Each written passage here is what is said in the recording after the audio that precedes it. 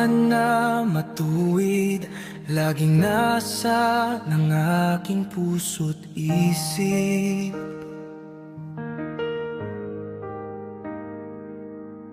Sa daang mabuti, nawa ako'y maihatid. Ang banal na daan, aking inaasam-asam. Ang mabuting daan, hangad kong makamtan. Kaya't ako'y gabayan at huwag nawang pabayaan ang tagapagligtas. Sana'y aking masumpungan upang ang mabuting daan ay aking malakaran. Oh Lord Jesus, please guide me with your Holy Spirit. Please lead me. Sa'yo, Jesus, alam ko you can lead and guide me. Because God works in you for me.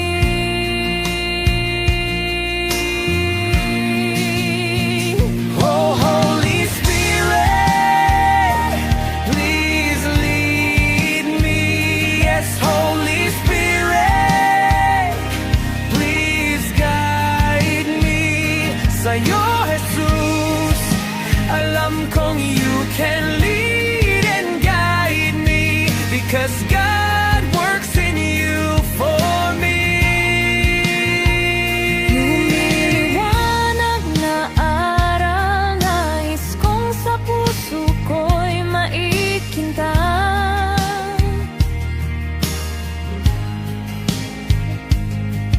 Ang dalisay na aral, turuan mo akong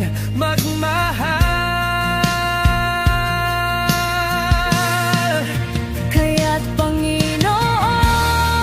Panginoon, Please guide me. Yes, Holy Spirit, sa ngalan ni Jesus, please lead me. Sa'yo, Jesus, alam kong you can lead and guide me. Because God works in you. Oh, Holy Spirit, please lead me. Yes, Holy Spirit, please guide me. Sa'yo, Jesus, alam kong you can lead and guide me. Because God works in you for me. Sa mabuting daan, ayoko nang mahiwalay sa daan ng katotohan. Nais kong manahan sa daan ng katuwiran, nasa ng puso ko naway pakinggan. Kaya Jesus, yes Lord Jesus, please lead and guide me. Because God works in you for me. Kaya Jesus, with your Holy Spirit, Please lead and guide me. because God works in you for me. Salamat sa Diyos, sa isang mabuting pastor. Salamat sa'yo, Ama, sa iyong anak at tagapagligtas na si Jesus.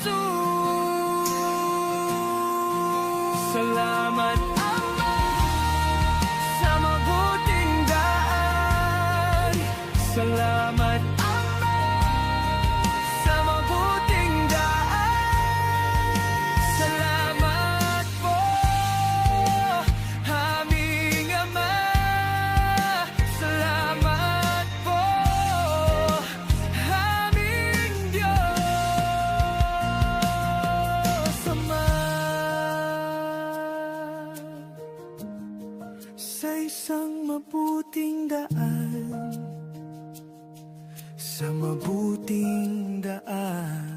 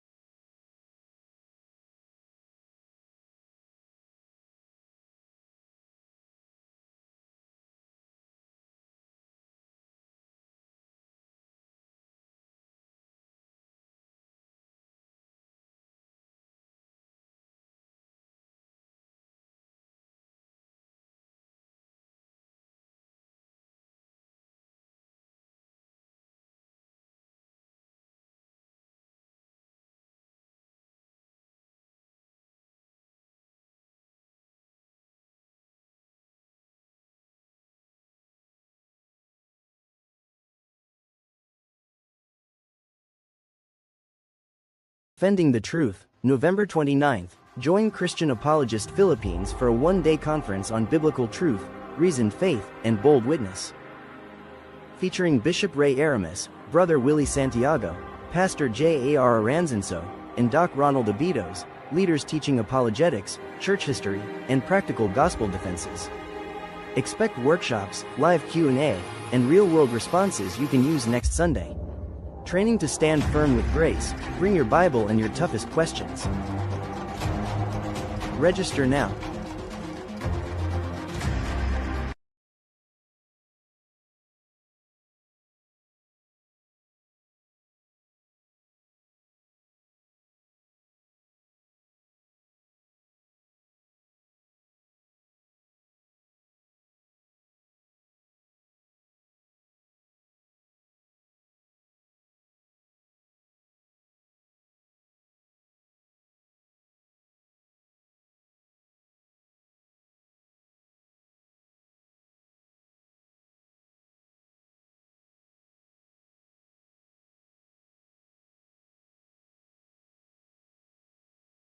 Magandang umaga po sa lahat ng ating mga kapatid, sa lahat ng ating mga ka-Bible study dito po sa ating programa Ang Mabuting Daan Worldwide Bible Study sa Facebook Live, sa YouTube Live.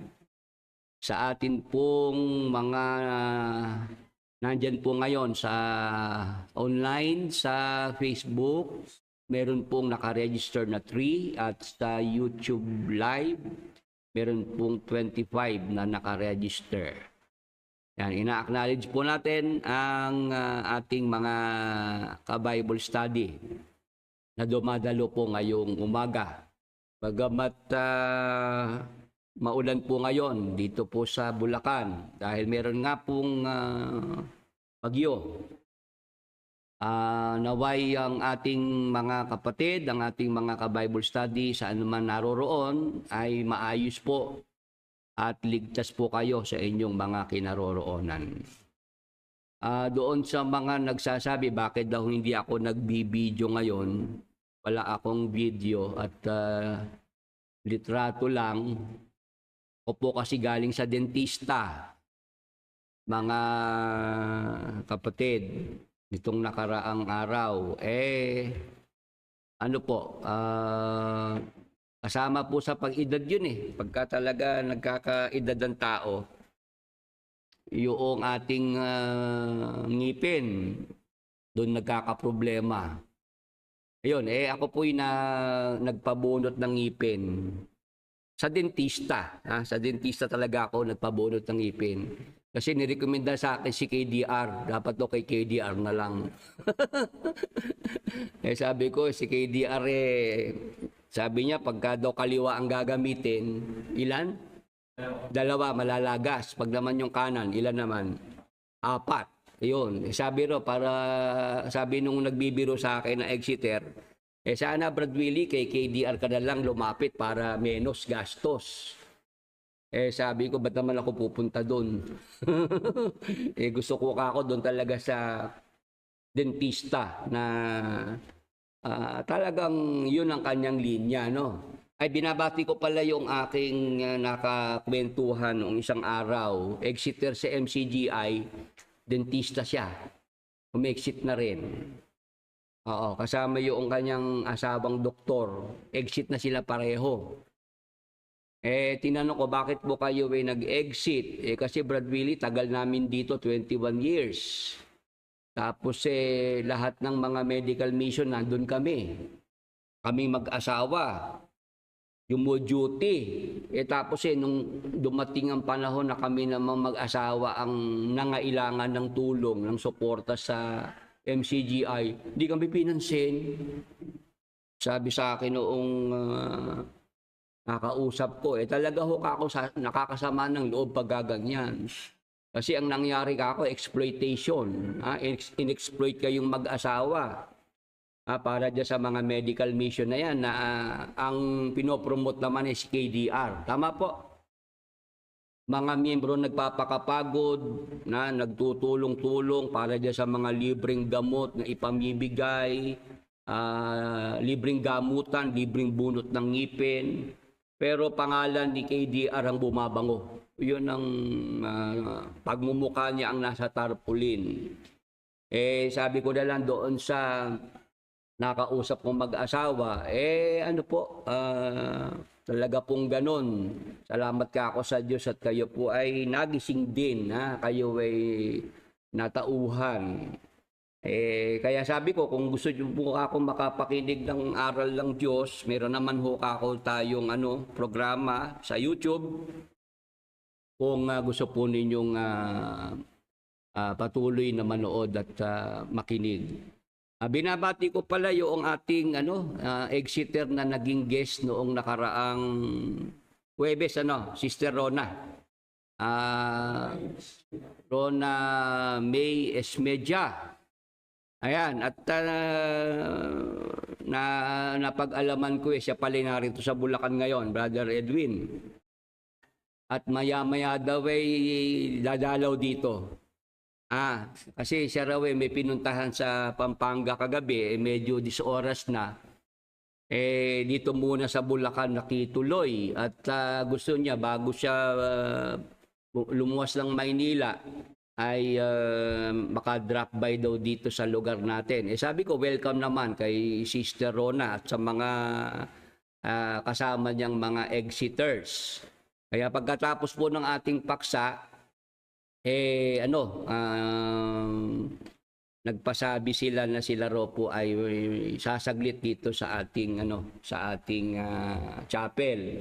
Sila po ay nakamonitor ngayon, nakatutok dito po sa ating live na Bible study. Umpisahan na po natin itong ating paksa na ating ipaglilingkod. Sa mga bago pa lamang po sa ating Facebook page at YouTube channel, kung pwede pong makahingi sa inyo ng favor na kayo po yung mag-subscribe, paki-like and share ang ating videos, paki-click ang notification bell nang palagi po tayong mabigyan ng notification sa ating mga live streaming at pagka tayo po'y merong mga bagong upload na videos. Kung nakahanda na po ang ating mga kapatid, ang ating mga ka-Bible study, ang ating paksa, ang mga dahilan kaya hindi dapat gawin ng mga tunay na Kristiyano ang magpakamatay ayon sa Biblia. Yan po ang ating paksa, mga kapatid, mga ka-Bible study. Ang mga dahilan kaya hindi dapat gawin ng mga tunay na Kristiyano ang magpakamatay ayon sa Biblia. Alam po ninyo, mga kapatid, mga ka-Bible study, Itong nangyayari po na mayroong mga nababalitaan tayong mga kilalang mga tao, celebrity, hindi lang dito sa Pilipinas, kahit po sa ibang bansa pa. Sila po, dumarating po doon sa punto na dahil may mga problema sila, may mga depression, hindi po nila nakayanan na, sila po ay nagpapakamatay, nagsisuicide. Tama po. Nitong nakaraan lang, di po ba yung sikat na vlogger, influencer, yung anak ni Kuya Kim Atienza, di po ba? Yung Iman, na yun po yung nasa abroad. Ayun, siya nga po ay 19 years old lang, pero dahil nga po sa dumanas ng depression, ayon po sa balita, siya po ay nagpakamatay. Yung isang komedyante sa US, Robin Williams, yun, paborito ko yun eh. Depression din, nagpakamatay. Mga sikat na tao po yun, ha? Kung tutuusin ang pera, hindi nila pinoproblema, tama po. Pero bakit po umaabot sa gano'n na sila po ay ginagawa nila iyon? Ayon po sa ating paksa, kung tayo po ay mga tunay na Kristiyano, hindi dapat gawin ng mga tunay na Kristiyano ang magpakamatay o mag-suicide. Alam po ninyo, noong araw, meron akong natatandaan. Mga naging kapitbahay ko noong araw. Yung anak na babae, nagtangka mag-suicide, magpakamatay. Nabalitaan ko yun eh. Di gusto ko sanang payuhan yung kapitbahay ko na yun para maipaintindi sa kanya na masama yung kanyang binalak na yun. Buti nga, hindi natuluyan eh. Ang nangyari yung tatay noong kapitbahay ko, sa halip na yung anak niya pagsabihan na mali yung ginawa na magpakamatay, kasi dumanas ng problema nagkaroon ng problema sa love life. Sa halip na pagsabihan sana ng tatay na, anak, huwag mong gagawin yan, huwag mong ulitin yan, masama yan. Ang sinabi ng tatay, alam mo anak, talaga nasa lahi natin yung may nagpapakamatay eh. Napakaabot ako ng ulo noong ganun lang aking marinig. Sabi ko, anong klaseng tatay ito? Sa halip na yung anak niya na nagtangka magpakamatay sawayin, ang sinabi, alam mo anak, talagang nasa lahi natin may nagpapakamatay. Yung isang tiyahin mo, nagpakamatay yun eh. Sabi ko, pagka ganyan ng mapagkakausap mo, talaga dadami magpapakamatay.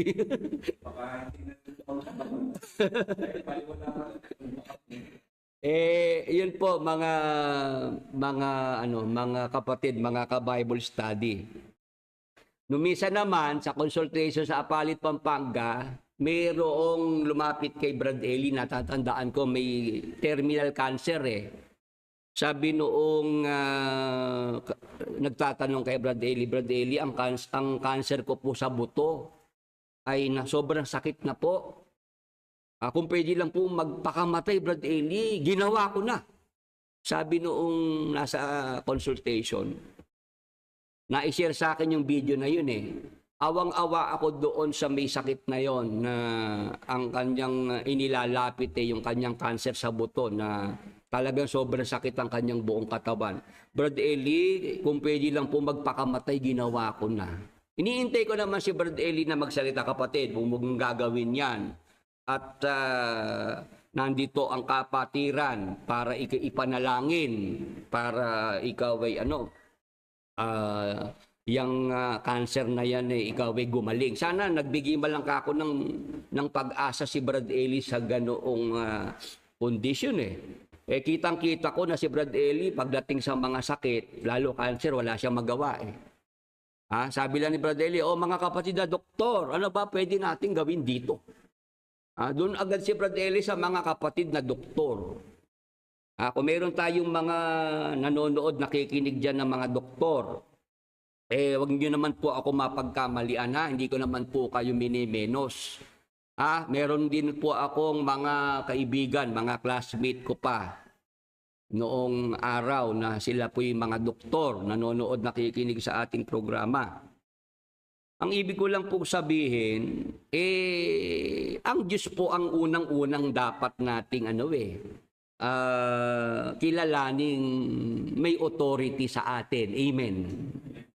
Tama po ba?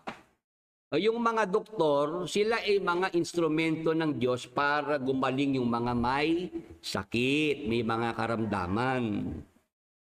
Kay Brad Eli, noong siya tinatanong, agad mga doktor ang kanyang tinawag, mga kapatid na doktor, ano ba pwede natin gawin dito? Siya bilang mangangaral, ang hinahanap ko sa kanya, kapatid, huwag kang mag-alala. Ang Diyos natin ay Diyos ng mga himala. Diyos na walang imposible sa Kanya. Tama po. Dapat ganun man lang ang marinig no? Mga salita na makapagbibigay ng pag-asa, ng lakas ng loob. Hindi natapos po yung consultation wala man lang ginawa si Brad Eli. Sige kapatid, ngayon ipanalangin natin. Ipapanalangin ka ng kapatiran para dyan sa iyong kondisyon na yan. Yun po mga kapatid, mga ka-Bible study, ang aking natatandaan na merong mga pagka may nararanasang mga sobrang hirap na problemado, ang naiisipan nila ay gawin po yung magpakamatay o mag-suicide. Ngayon, sinasabi sa ating paksa, may mga dahilan, biblical na dahilan.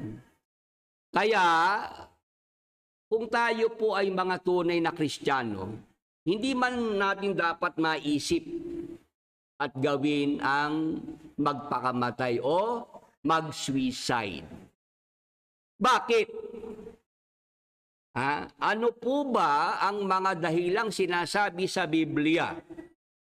Kaya ang mga tunay na Kristiyano, kaya ko sinasabing mga tunay na Kristiyano, meron kasing mga Kristiyano hindi tunay. Tama po ba? Sangayon po ba ang ating mga kapatid? Yung mga nadya sa online, sa ating baksa may binabanggit na mga tunay na Kristiyano. Ibig sabihin, meron diyang mga Kristiyano nagpapanggap lang. At wag namang magagalit yung mga nasa MCGI, peki kayo. Meron kasi pumapasok dito ng gugulo. Ganyan ang gusto mo. O sige. Bring it on. Nag-uumpisa pa lang kayo, marami na sinasabi. O sige, makinig kayo yung mga nasa MCGI, mga peking Kristiyano kayo. Mga hindi kayo tunay na Kristiyano. Kasi ang tunay na Kristiyano, na kay Jesus Christ yan. Si Jesus Christ ang itinataas, kinikilala, hindi si Soriano. Ito nang gugulo sa atin ngayong umaga si Brad Eli agad ang pinopromote. Ayaw na ayaw nila si Brad Eli na babanggit ko sa mga kapalpakan ni Brad Eli. Kay Brad Eli ka lang natuto sabi. Ano natutunan ko kay Brad Eli? Yung mga mali niyang turo. Kaya ngayon kaya ngayon ay aking sinalungat Kaya nga tinutulan ko kasi mga maling turo Ngayon, hayaan nyo lang dyan pagka naman nag-behave, pabayaan nyo lang. Pero pagka ginagawang mang-istorbo at manggulo, hindi natin kailangang hayaang may nanggugulo sa ating mga kasama ngayong umaga. 57 sa YouTube Live ang ating mga kasama. Sige po, yung mga may prayer request, pakibigay nyo lang po yung inyong prayer request. Ano pangalan, ano sakit, karamdaman. Mamaya po natin bibigyan ng oras ng pagkakataon yung inyong mga prayer request. Mag-aaral po muna tayo ng salita ng Diyos. Ano po? Mag-aaral po muna tayo ng ating paksa. Ito nga po mga kapatid ang aking napansin at nabigyan po ng ng pag-aaral. Dito po ngayon sa lupa, maraming mga tao gusto pang mabuhay. Tama po. Tama po ba? Pagka may sakit, gusto nilang gumaling kasi gusto pa nilang mabuhay. Tama po. Yung mga nasalanta po ng nakaraang bagyo na bumaha dyan sa may Cebu, di po ba? Nung makita nilang nandyan na yung baha, talagang binaklas po yung bintana para makarating sa bubungan. Kasi gusto nilang mabuhay. Tama po. Kahit nga yung nalunod na sa baha, talagang sinasalba pa na para mabuhay lang yung nalunod. O tapos meron naman, nagpapakamatay. Nakita niyo po, meron naman hindi pinapahalagahan yung kanyang buhay. Yung mga may sakit, handang gumastos. Kahit malaki pang gastos yan, para lang mabuhay pa. Para lang madugtungan pa ang buhay. Pero yung iba naman, na hindi natutunan ang kahalagahan ng buhay, madali sa kanila para wakasan ang kanilang mga buhay. Ngayon, bilang mga tunay na Kristiyano, dapat malaman natin mga kapatid kung gaano ba kahalaga ang buhay na ito na pinagkaloob ng Panginoon. Ano-ano po yung mga dahilan na sinasabi sa Biblia kaya hindi dapat gawin ng mga tunay na Kristiyano ang magpakamatay o mag-suicide.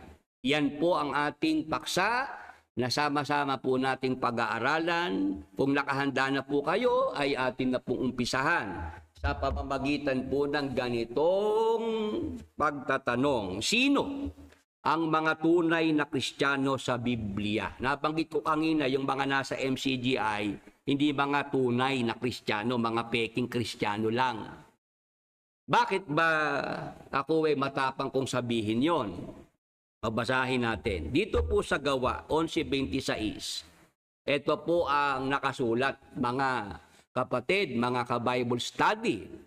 At nang siya'y kanyang masumpungan, ay kanyang dinala siya sa Antioquia. Ang nangyari po kasi rito mga kapatid, hinanap ni Bernabe si Saulo, si Apostol Pablo. Ngayon, nung kanyang matagpuan na si Apostol Pablo, isinama niya sa Antioquia. Ano nangyari doon? At nangyari na sa buong 1 taon, sila'y nakisama sa iglesia at nagsipagturo sa maraming tao. At ang mga alagad ay pinasimulang tawaging mga Kristiyano sa Antioquia. Ano dapat nating makita sa talatang binasa natin, mga kapatid, mga ka-Bible study? Sino po ba yung mga Kristiyano dyan? Ang mga Kristiyano ayon po sa talatang binasa natin, sila po yung mga alagad.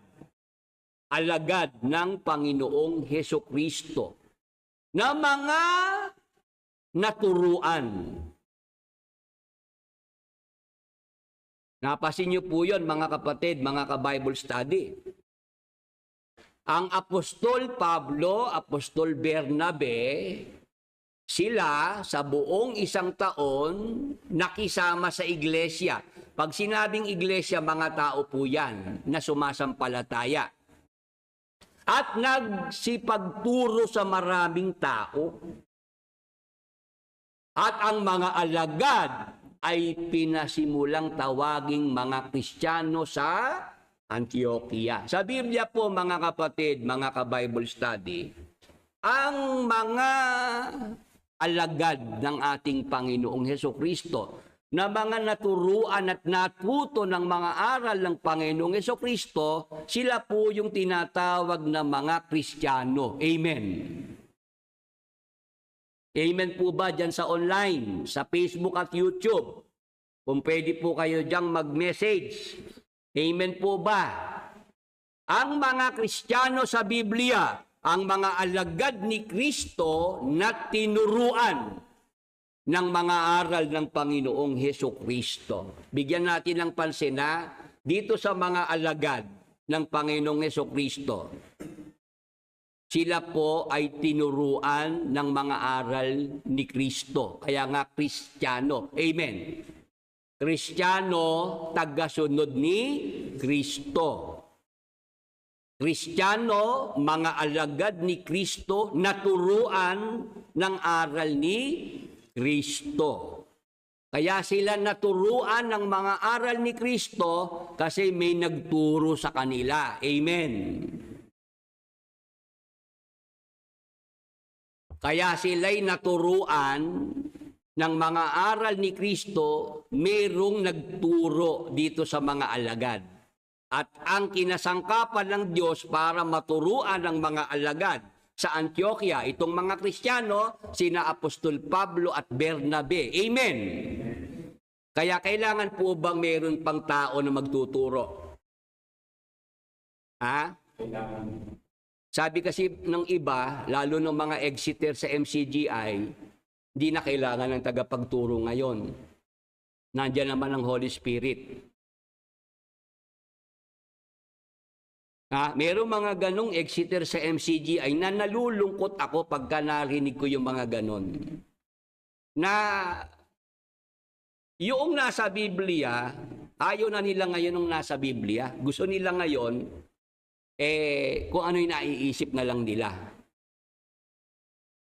Kasi ba't pa tayo magpapaturo sa mga tao na yan, ililigaw lang tayo. Di ba niligaw tayo ni Brad Eli? Niligaw tayo ni KDR. Kaya hindi na kailangan na mayroon pang tao na magtuturo sa atin ngayon. Nandiyan naman ang Holy Spirit. Paano ito mga kapatid, mga ka-Bible study? Pwede bang hindi na natin bigyan ng pansin yung nakasulat na yan? Yung mga alagad sa Antioquia, mga tinawag na Kristiyano, sino sila?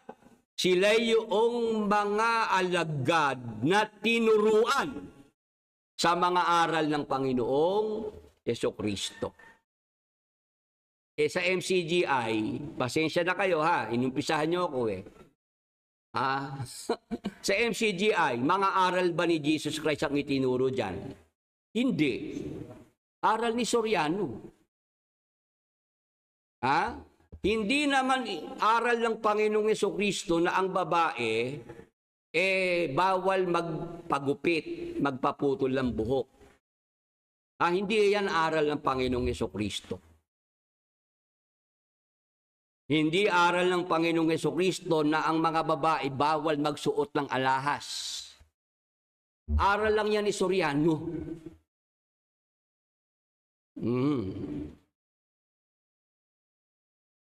Kasi sa MCGI, ang itinuro, dapat daw, simple lang. Dapat daw ang mga babae, yun ang talagang hinigpitan Bawal magsuot ng alahas, bawal magpaputol ng buhok. Dapat daw simple lang ang mga babae sa MCGI. Pero pag pinag-aralan mo, hindi nga nagsusuot ng alahas, wala ngang singsing, wala ngang kwintas. Pero tingnan mo naman yung bag, kalahating milyon ang halaga. Naloko na. Naiinis sa akin itong mga nasa MCGI pagka natatawa ko. Gusto nyo sa akin? Umiyak. Nakakatawa nga yung nangyari sa inyo dyan. Asan ang pagiging simple ron? Tama po. Huwag magsuot ng alahas. Pero pwede namang magbag na kalahating milyon ng halaga. Pwede ka namang magsuot ng sapatos na 200,000 ang halaga. Asan yung pagiging simple ron? Hindi ba hypocrisy yan? Yan nga yung sinasabi ni Sister Ron media, yung guest natin nung nakaraang Webes, Brother Billy, ba't hindi hypocrisy? Talaga. Yung nga ako, inayawan ko dyan, yung hypocrisy. Na pagbabawalan yung mga miyembro, pero sila pwede. Miyembro lang ang bawal. Pero yung nagtuturo, yung royal family, hindi kasama sa bawal. Kaya dapat talaga nilalayasan yung MCGI na yan. Pagka matino, aalis sa MCGI. Pagka matino. Kaya congratulations sa mga exiters na matitino. Yung mga hindi umaalis sa MCGI, ibig sabihin, hindi matino yung mga yun. Ganun lang naman tama po. Pag matino isip mo, hindi ka mag-i-stay dyan. Pero pag nag-stay ka dyan, yun ang ibig sabihin nun. Yung iba nag-i-stay kasi may pakinabang silang doon na i-enjoy. Ako, mga kapatid, mga ka-Bible study, nung makita ko may problema talaga turo ni Bradley, 2009, deklarado ko. Ako ay tumitiwalag. Ako ay umaalis sa kanyang pangangasiwa dahil ang kanyang turo, kontra-kontra, salungatan. At ang kanyang mga tinuturo, hindi naman aral ng Panginoong Jesucristo. Yan ang dapat nating maintindihan, mga kapatid, mga ka-Bible study. Sa Biblia, sino po ang mga Kristiyano? Sila po yung mga alagad na naturuan ng mga aral ng ating Panginoong Jesucristo. Ang mga Kristiyano, si Jesus Christ ang pinupuri, si Jesus Christ ang itinataas. Amen.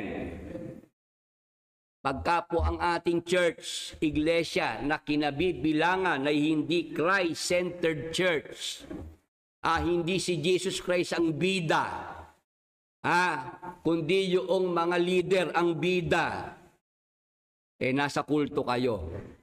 Kayo po ay kabilang sa mga kultong iglesia. Ngayon, lahat ba ng mga Kristiyano ay tunay? Paano makikilala ang mga tunay na Kristiyano?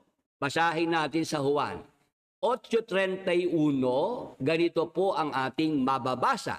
Sinabi naman ni Jesus sa mga Hudyong naniniwala sa Kanya, kung tinutupad ninyo ang aking aral, kayo nga'y tunay na mga alagad ko. Mga kapatid, mga ka-Bible study,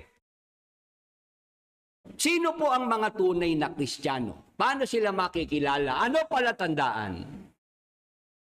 Sabi ng ating Panginoong Jesucristo, kausap niya yung mga Hudyo na naniniwala sa Kanya. Kung tinutupad ninyo ang aking aral, kayo nga'y tunay na mga alagad ko. Sino po ang mga tunay na alagad ni Kristo? Sino po ang mga tunay na Kristiyano? Sila po ang mga tumutupad ng mga aral ni Jesus Christ. Amen. Maliwanag po ba sa ating mga kapatid, sa ating mga ka-Bible study? Paano po natin makikilala ang mga tunay na Kristiyano? Ang mga tunay na Kristiyano, tinutupad ang mga aral ng Panginoong Jesucristo.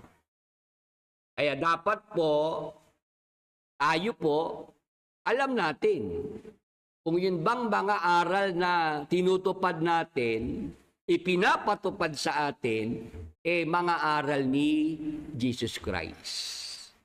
Yan lang halal. Nako, daming dyan. Nakakaawa yung mga kapatid sa kwento nila, no? Talagang nagtiis. Lalo yung mga nasa Middle East. Talagang Brother Billy, puro kami gulay isda lang dito talaga. Kasi tinuro sa amin ni Brad Eli yung halal, bawal. Sabi ko, alam nyo, yung pagbabawal ng halal, kaya lang naman tinuro yan ni Brad Eddie kasi kakumpetensya yan. Meron siyang House of Chicken eh. Siyempre, para yun ang tangkilikin ng mga membro, yung kanyang negosyo na House of Chicken, kailangan ipagbawal niya yung Jollibee. No, pagbawal niya yung McDo, KFC, Mang Inasal, Kenny Rogers, ano po? Mga kalaban kasi ng negosyo. Yun naman kako ang maliwanag dyan eh. Ngayon, tapos mayroong exiter sinabi, alam mo Brad Willie, talagang may paksa na si Brad Willie.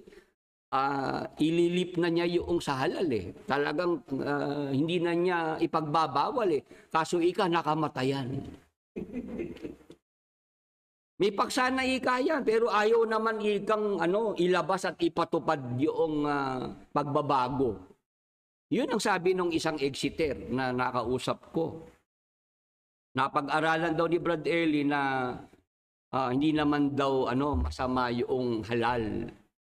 At balak na nga raw kumbaga hindi na niya pagbawal. Gumawa na raw ng paksang aralin, kaya lang nakamatayan na. Alam niyo po, ako nung pag-aralan ko yung halal, safe nga na pagkain yun eh. Malinis yun eh.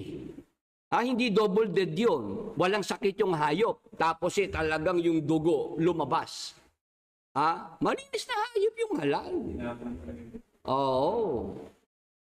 Si Brad Ellie, basta nag-isip lang na ipagbawal yung halal dahil nga kalaban ng kanyang negosyo. Tapos nung panahon na ang mga kapatid pinagbabawalan niya kumain sa Jollibee, yung produkto ng Jollibee, yung Chicken Joy na yan. Yun nga po invento lang yun. Yung mga burger na yan, mga apo ni Brad Ellie, pamangkin ni Brad Ellie, nagja-Jollibee Yun nga yung hypocrisy na maliwanag. Ipagbabawal sa miyembro, pero sa kanila po pwede. Noong 1990s, pinagbawal ni Brad Ellie pag-aasawa. Brad Ray, mahigpit, kahit ligawan pa lang, suspindido ka na. O kaya nga yung mga manggagawang napapadala sa malayong lugar, napapatapon sa Zamboanga, sa Palawan, sa Davao, sa Cebu. Yan ang tapunan nung araw Pagka nanliligaw, madalas maipatapon sila Mel, sila Josel. Pag nahuli ni Brad Ellie nanliligaw, alam na this. Pero yung pagbabawal na yan sa pag-aasawa, sa iba lang pinagbabawal. Pero pag malapit kay Brad Ellie, nakakalusot. Si KDR lang di ba? Oo. KDR lang kinonsinte, tapos pinagtakpan, pinalitaw pa nilang binata nung mga panahon na yan. Yung pala 7 taon na palang may ka-live-in. O tapos yung mga apo ni Brad Ellie sa Brazil, noong napapansin ng mga miyembro nag-aasawa, wala namang mga trabaho, wala namang mga hanap buhay. Sabi ni Brad Ellie, bakit ba yung mga apo ko ang sinisilip nyo? Bakit? Kayo ba ang bubuhay? Ganon si Brad Ellie. Sabi ng mga miyembro, pati pag tayo mag-aasawa, ang higpit masyado, kailangan pang magpakita ka na ikaw may trabaho ka, may sarili ka ng bahay, o kaya kaya mo lang umupa ng apartment. Pati sa atin may mga ganun pang kailangang ipasa. Yung mga apo ni Brad Ellie, wala na bang mga trabaho, wala na bang hanap buhay, nag-aasawa. Sabi ni Brad Ellie, ba't yung ba sinisilip yung mga apo ko? Ba't ba kayo mainit sa mga apo ko? Bakit? Kayo ba bubuhay sa kanila? Ako naman. Ang tanong, yung ipambubuhay ni Brad Ellie sa mga apo niya, saan kukunin? Sa mga miyembro. Naloko na. Ayun, mga kapatid, mga ka-Bible study, yan po yung sinasabi natin na mga hindi naman aral ng Panginoong Jesucristo na mga iniaral, itinuro ni Bradelli sa MCGI. Kaya kung Biblia ang ating pagbabatayan, hindi pasado ang mga nasa MCGI bilang mga tunay na Kristiyano. Amen!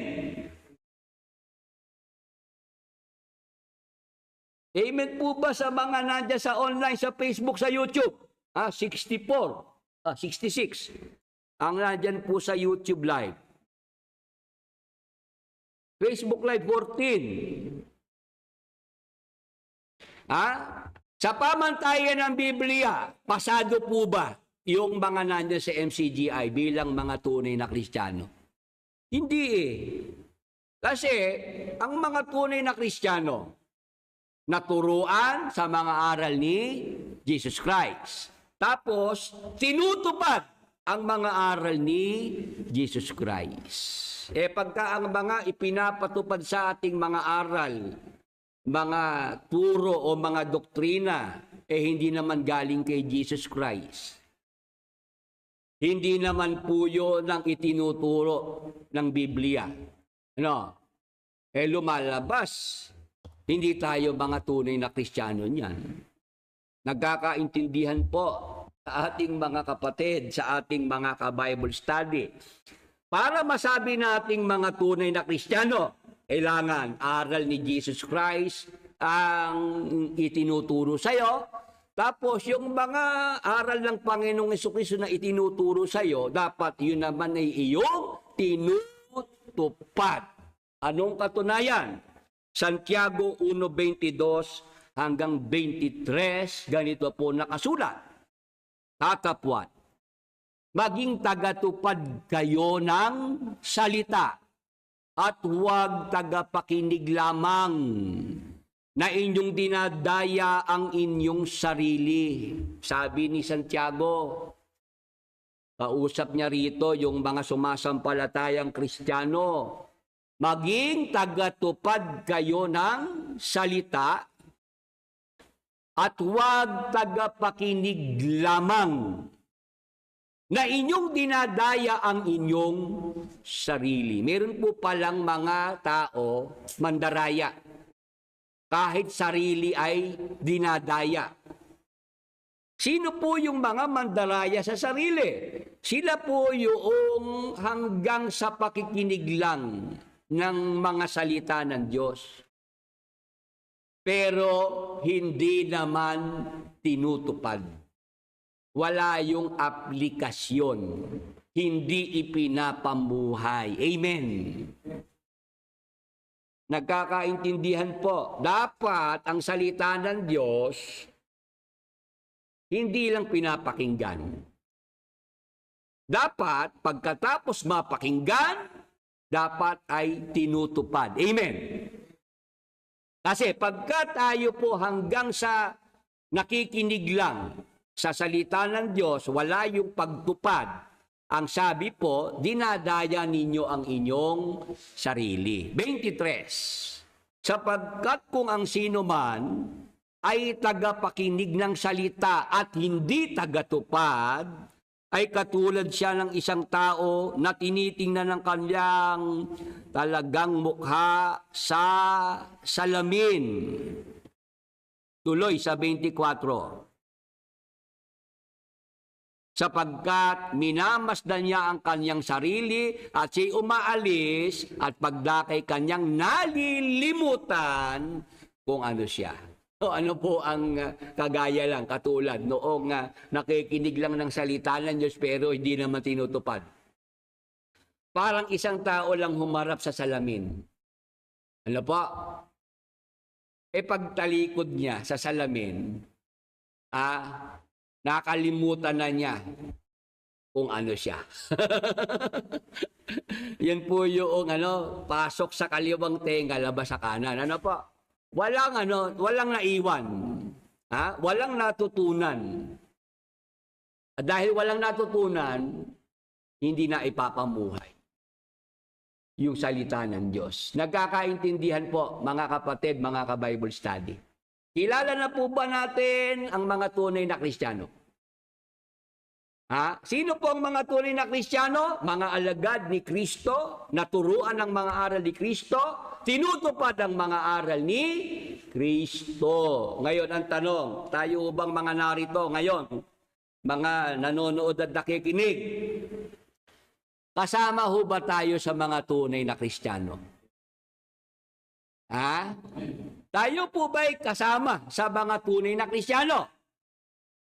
Paano natin masasabing tayo po'y kasama sa mga tunay na Kristiyano? Nandyan po yung pamantayan. Yung mga aral ni Jesus Christ na ituro sa atin, mga aral ni Jesus Christ, tinutupad natin. Amen! Praise the Lord! Hallelujah! Yan ang dapat po natin maintindihan. Ngayon, ang ating tanong ganito, ano ang mga dahilan? Kaya hindi dapat gawin ng mga tunay na Kristiyano ang magpakamatay o mag-suicide ayon sa Biblia. Yan, puntahan na po natin ang lundo ng ating paksa, mga kapatid, mga ka-Bible study. Bilang mga tunay na Kristiyano, sa Biblia po ano mga dahilan na nakasulat diyan? Kaya hindi dapat na gawin ng mga tunay na Kristiyano ang magpakamatay. Hindi man dapat yan sumagi sa isip ng tunay na Kristiyano ang magpakamatay o mag-suicide. O basahin na po natin ang isang dahilan. Sa isang talata ng Gawa, 17:25. Ito po ang nakasulat. Ni hindi rin naman pinaglilingkuran siya ng mga kamay ng mga tao. Ang binabanggit po ritong siya, referido, tumutukoy sa Diyos, mga kapatid, mga ka-Bible study. Ni hindi rin naman pinaglilingkuran siya, ang Diyos ang tinutukoy, ng mga kamay ng mga tao, na para bagang siya'y nangangailangan ng anumang bagay. Yamang siya rin, ang Diyos, yamang siya rin ang nagbibigay sa lahat ng buhay at ng hininga at ng lahat ng mga bagay. Mga kapatid, mga ka-Bible study, ayon po sa pagtuturo ng ating binasang salita ng Diyos sa Biblia, ang Diyos, sa pagpapakilala po ng binasa nating talata, ano po ang sabi tungkol sa Diyos? Yamang siya rin, yamang ang Diyos rin ang nagbibigay sa lahat ng buhay at ng hininga at ng lahat ng mga bagay. Mga kapatid, mga ka-Bible study, bakit po kung tayo po'y mga tunay na Kristiyano, hindi natin dapat isipin, hindi natin dapat gawin ang mag-suicide o magpakamatay? Bakit po? Kasi po, ang ating buhay, sino ang nagbigay? Sino po? Sa Diyos, tama po. Sa Diyos galing ang buhay. Amen. Ang Diyos ang may-ari ng buhay. Amen. Amen po ba sa online? Sana sumagot yung mga nasa online para alam ko po kung inyong naiintindihan yung ating pinag-uusapan, yung ating paksa. Kasi mahalaga pong maintindihan nyo ito para ito po'y ma-share nyo rin, maitawid nyo rin sa iba. Di ba, nabanggit ko nga sa inyo, meron akong kapitbahay nung araw, yung kanyang anak na babae, nagtangkang magpakamatay, naglaslas po laslas ng pulso. Nabalitaan ko. Kaso, noong mag-usap yung magtatay, sa halip na sabayin yung anak niya babae, anak, masama yung ginawa mo, wag mo lang uulitin yan. Sinabi ng tatay, alam mo anak, sa lahi natin talaga may nagpapakamatay Nailing ako doon eh. Sabi ko, hindi nga dapat ganun eh. Dapat sinaway na, anak, masama yan. Yung pagpapakamatay, hindi tamang gawin yan. Kasi ang Diyos ang nagbigay ng buhay sa atin. Amen. Yang buhay na yan, Diyos ang may-ari niyan. Kung tutusin nga, ang buhay na ito, hiram natin sa Diyos. Amen. Amen po ba sa ating mga kapatid, mga ka-Bible study? Ang Diyos ang may-ari ng buhay. Siya nagbigay sa atin. Kaya ito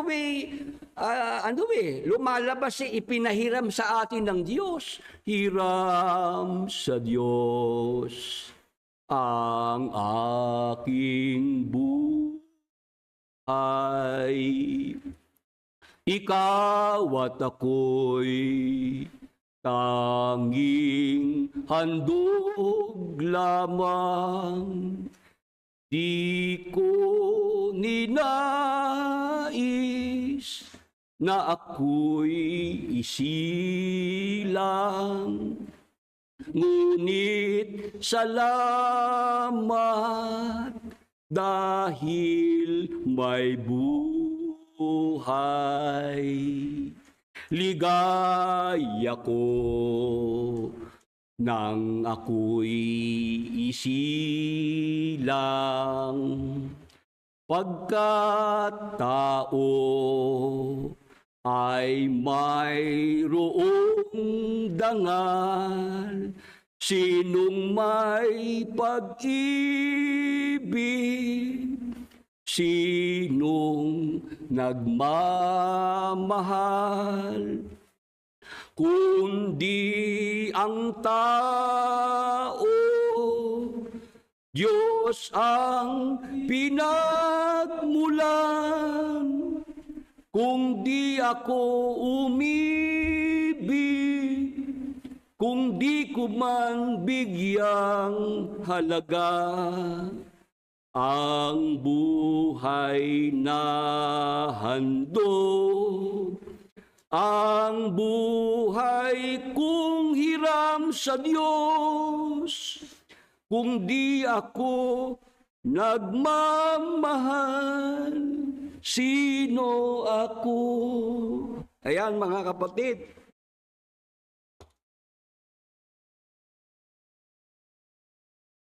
Mga ka-Bible study, naintindihan niyo po ba yung awit na yon? Ang buhay po ay hiram natin yan sa Diyos. Galing sa Diyos po yan. Siya ang may-ari niyan. Kaya dapat po mga kapatid, alam po nating pahalagahan yang buhay na yan. Amen. Dapat alam din nating gamitin ng masto. Saan ba natin gagamitin ng buhay na yan? Hindi ko ba dapat gamitin para ating maipaglingkod sa Diyos? Sangayon po ba ang ating mga kapatid, mga ka-Bible study doon? Dapat ang buhay nating ito, alam nating gamitin ng tama, ng wasto. Bakit mo sasayangin ang buhay mo? Tama po, yung iba sinasayang ang buhay dahil sa droga. Talagang yung droga na ang kanilang talagang pinag-ukulan ng buhay nila. Hanggang sa matapos ang buhay nila dahil sa drugs. Meron naman nabuhay sa paglalasing, namatay sa paglalasing. Ang dami ko po nakitang ganyan, mga kapatid. Mismong mga kamag-anakan namin, lalo sa side ng nanay ko, mga tiyuhin ko, talagang bata pa ako, lumaki na ako, nakagistan ko silang mga lasenggo eh. Pero maiksi lang na naging buhay ng aking mga tiyuhin. Hindi nga po umabot ng 60. Oo. Ganon kung paano sayangin ng maraming tao ang buhay nila. Nung nakaraan, meron ako nakitang babae, lumundag sa isang mall. Talagang patay eh. Dahil, nakakapanghinayang. Ako nang hinayang sa mga ganong buhay na nasayang. Hindi nagamit ng wasto. Hindi nila nalaman kung saan ba nila gagamitin ang buhay na yan. Dahil lang sa love life, dahil lang nabigo sa pag-ibig, magpapakamatay. Nung nakaraan, meron pong ganun Meron akong kaibigan, nakipag-usap sa akin, Brother Willie, baka pwede ka makausap. Bakit? Mayroon kasi ikang nangyari. Ano ka ko nangyari? Isang kakilala ko nagpakamatay. Nilagay pa sa live. Nag-live pa mismo sa Facebook. Paano siya nagpakamatay? Hindi mapagkatulog yung kaibigan ko.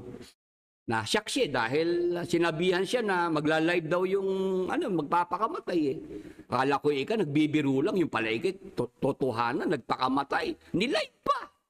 Sabi ko, pasensya ka na, yung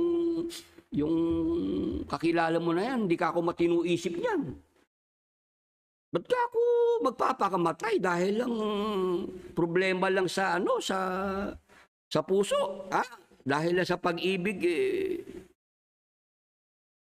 Sana yung ating mga nanonood dito, sa ating programa, lalo tayong mga magulang, meron tayong mga anak, sila ay lumalaki at nandyan na yung sila'y nagkakaroon ng atraksyon sa opposite sex, nagkaka-crush, nagkakagusto na. Pangaralan natin. Hindi yan dapat na uunahin, At hindi dapat na dahil lang sa babae, ikaw sisirain mo na buhay mo, magpapakamatay ka na dahil dyan, di ba? Mabuti na lang si Brad Edwin, laging pinapaalala sa akin yung, alam mo, Brad Willie, sa ating mga Santiago, hindi problema ang mga babae. Yung aking kapatid na yun natuto sa aming tatay Yung tatay kasi namin nung nabubuhay, ganun ang sinasabi sa amin, 4 kaming lalaki ang tatay namin bata pa kami, nung sinabihan kami, alam nyo, tayong mga Santiago, hindi natin problema ang mga babae pinapaintindi lang sa amin ng aming tatay na hindi mo dapat sayangin ang buhay mo. Yung iba kasi dahil nabigo, nasawi sa pag-ibig handang tapusin ang buhay niya. Dahil kaya sa'yo ang maitadhanang ako'y isilang sa mundo upang sa araw-araw ay siyang makapiling mo. Upang ngayon at kailanman ikaw ay mapaglingkuran. Hirang. Bakit naman ganon? Bakit naman ang naisip niya kaya siya isinilang sa mundo dahil doon sa babae na yon? Tapos yun pa yung kanyang handang paglingkuran. Ang Diyos ang dapat nating paglingkuran. Amen. Amen. Ang Diyos kasi ang nagbigay ng ating buhay. Siya may-ari ng buhay natin. Kaya kung gamitin man natin sa paglilingkod sa Panginoong Diyos, marapat lang iyon. Amen. Yung mga exeter sa MCGI, si Soriano nang walang hiya sa inyo, hindi ang Diyos. Si Soriano ng budol sa inyo, hindi ang Diyos. Kaya wag ang Diyos ang mapagdiskitahan ninyo. Tama po ba? Hindi ako nakikipag-away sa inyo sa mga exiters. Gusto ko lang kayong gisingin. Mukhang sumobra lang kayo. Na-overlook nyo lang yon.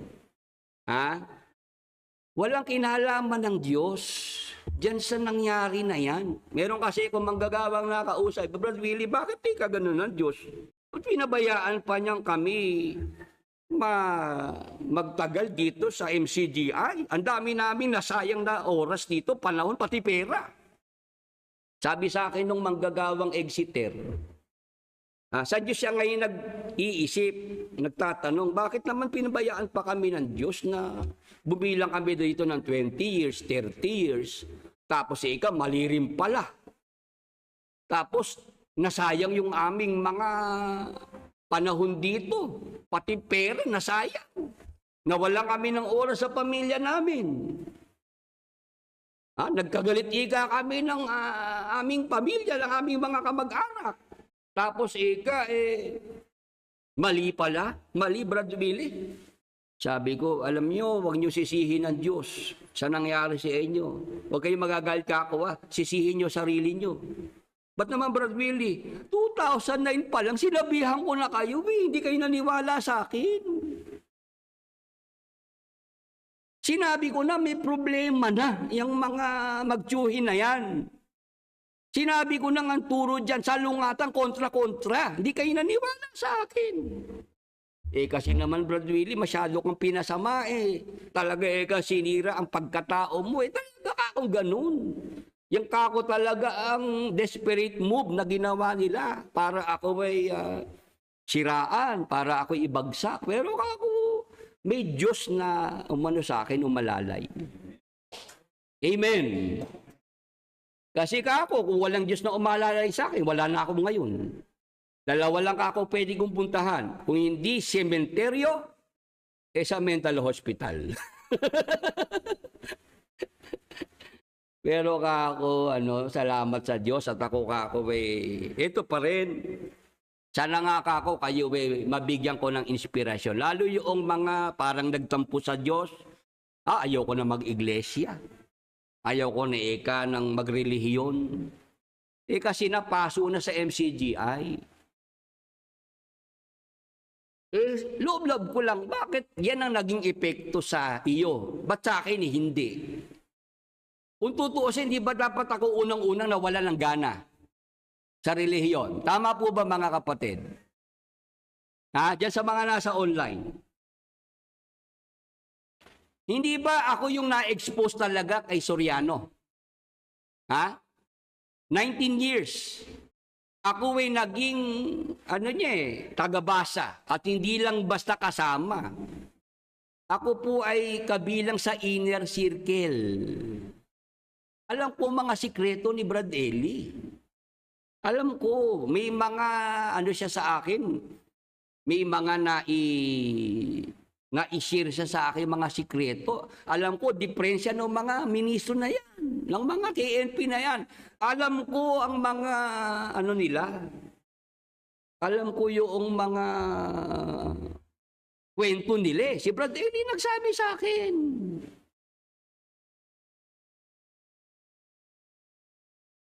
Pero bakit ako, kahit na gano'n ang ginawa sa akin ni Brad Eli, ng MCGI, kahit siniraan ako, yung pagkatao ko, sinira pamilya ko, ako po ay sinampahan ng mga kaso, ako ay pinakulong pa, natulog ako sa loob ng bilangguan, 3 araw, 3 gabi, kung paanong si Jonas ay napasa tiyan ng malaking isda, 3 araw, 3 gabi.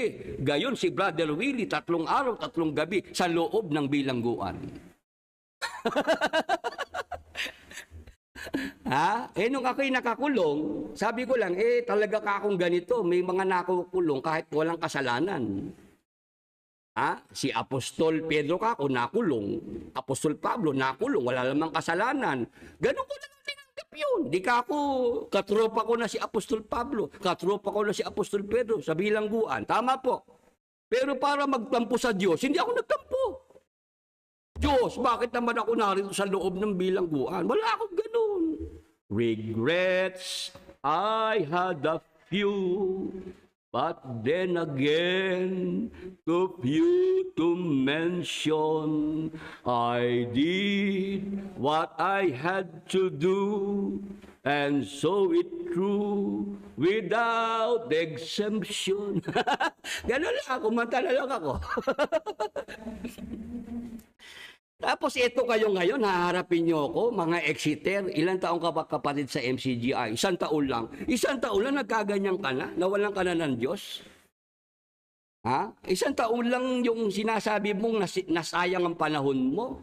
Nasira ang buhay mo? Ako nga, 19 years. 19 years mga kapatid, 16 years old lang ako nung ako'y mapasama dyan. Mayroon din ako mga pangarap. Dapat sana dentista ako ngayon. Ha? Yun po ang pangarap ko, maging dentista. Kaya pag meron ako mga nakakausap na dentista, naalala ko yung pangarap ko eh. Pati love life, nasakripisyo. O pero, mga kapatid, mga ka-Bible study, wala akong ano doon eh. Kumbaga, hindi ang Diyos ang nakita kung may problema eh. Ang may problema si Soriano. Hindi siya naging tapat.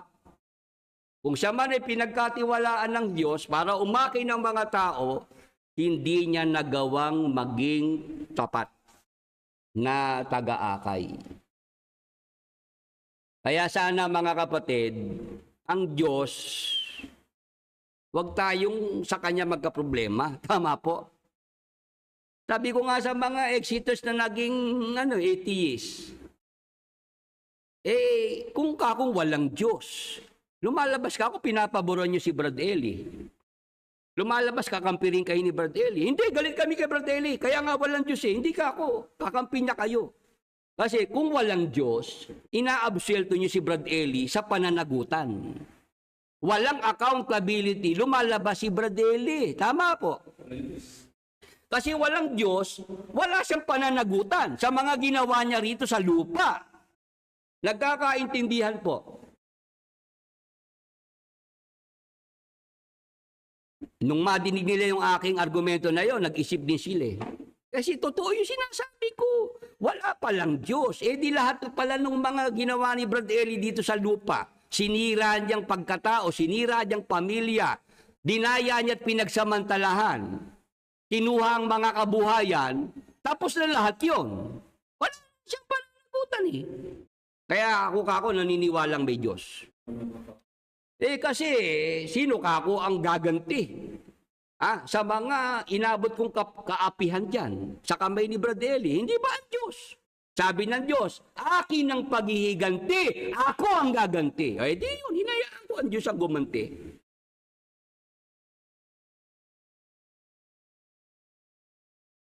Maliwanag po ba yan sa ating mga kapatid, sa ating mga ka-Bible study? Ang isang dahilan, kaya tayo po bilang mga tunay na Kristiyano, hindi dapat mag-suicide, hindi dapat magpakamatay. Kasi ang ating buhay na ito, kanino nang galing?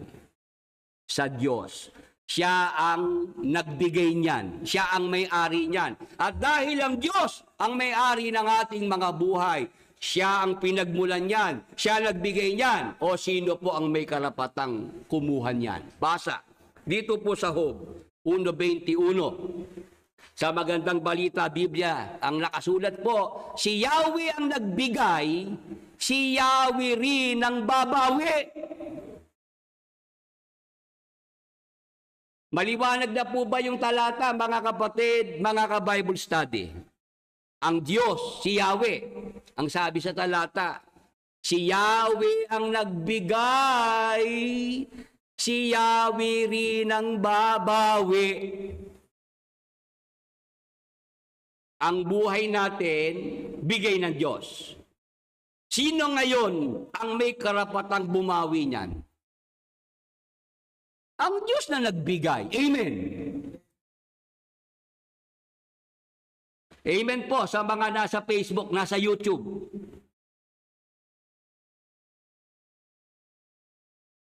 Madali po bang maintindihan? Hindi naman kailangang magpaligoy-ligoy pa rito eh. Sa Biblia, ang Diyos ang nagbigay ng buhay. Dahil ang Diyos ang nagbigay ng buhay, ipinahiram sa atin, ang Diyos din ang may karapatan at may kapangyarihang bawiin ang buhay na yan sa atin. Amen! Yan ang dapat po nating maintindihan. Kung tayo po'y kumikilala lamang sa Diyos, na siya ang authority, siya ang may-ari ng buhay natin. Siya ang nagbigay ng buhay sa atin. Ang Diyos din ang may karapatan na siya rin ang bumawi niyan sa atin. O ngayon, ano pa ang isa pang dahilan sa Biblia? Kaya hindi dapat gawin ng mga tunay na Kristiyano ang magpakamatay o mag-suicide. Basa, Exodo 20 at 13, ito po nakasulat. Huwag kang papatay. Utos po ng Diyos yan. Huwag kang papatay. O ngayon, kasama po ba dyan na sinasabi na huwag kang papatay, kasama rin po ba dyan yung pagpatay sa sarili? Ha? Sige nga po sa mga nasa online. Huwag kang papatay, di ba pinagbawal ng Diyos yan? May kapwa-tao ka, may buhay yon. Huwag mong papatayin, huwag kang papatay. Bawal ng Diyos pumatay, tama po. Ngayon, kasama po bang bawal yung patayin ng sarili? Kasama po o hindi? Kasama. Nagkakaintindihan po. Pinapakita kung paano pinapahalagahan ng Diyos ang buhay. Buhay ng kapwa-tao mo, huwag mong papatayin. Huwag kang papatay. Diba? Ngayon, kasama yung sarili mo dyan. Huwag mo ring papatayin ang sarili mo.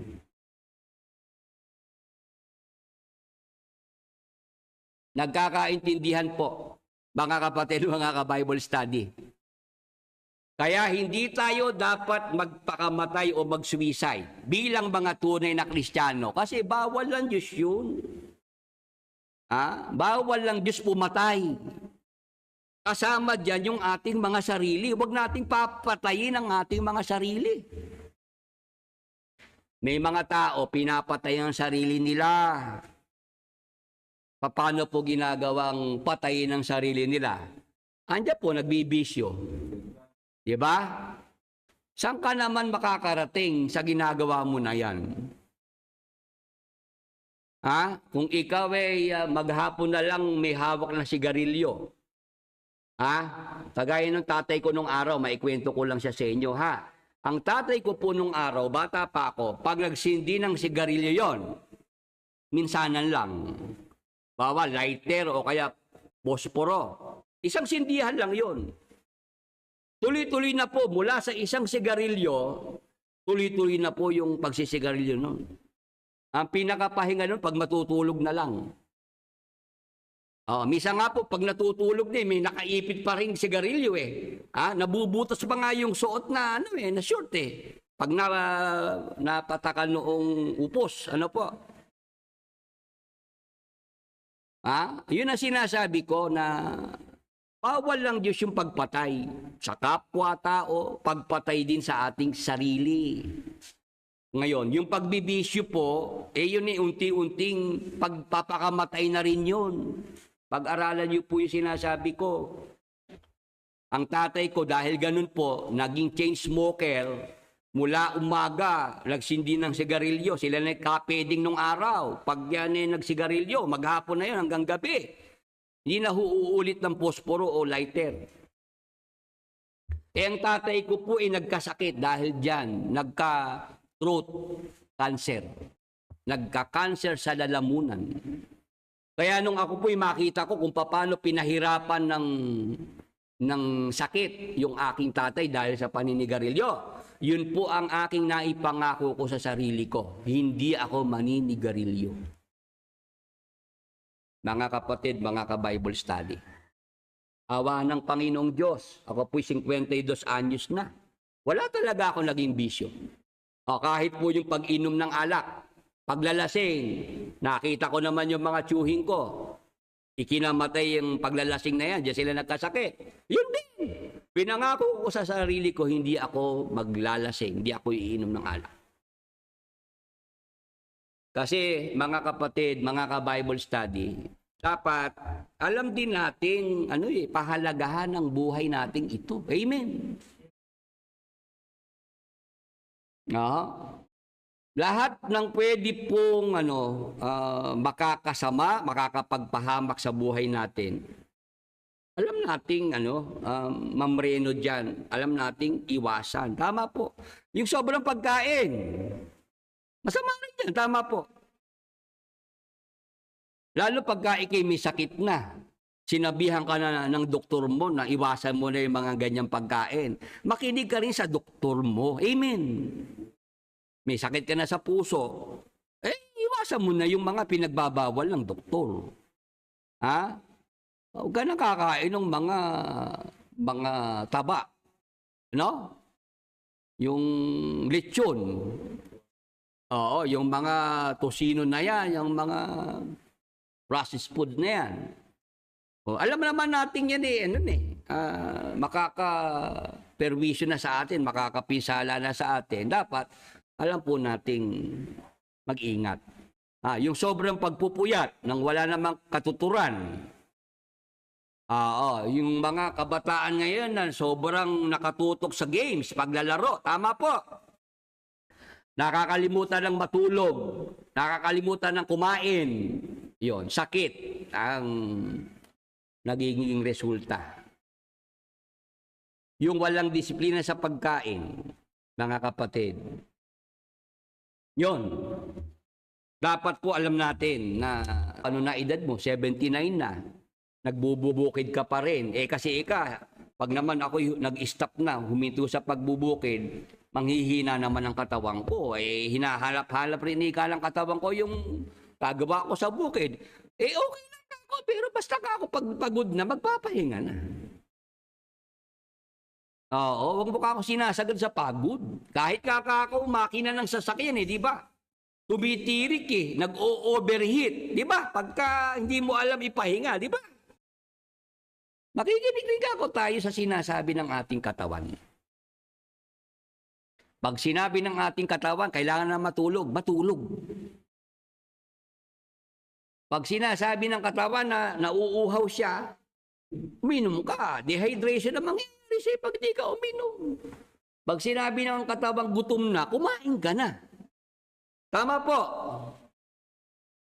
Kaya marami pong mga tao namamatay kasi hindi alam na iwasan yung mga dapat na iwasan. Huwag gawin yung mga hindi dapat gawin.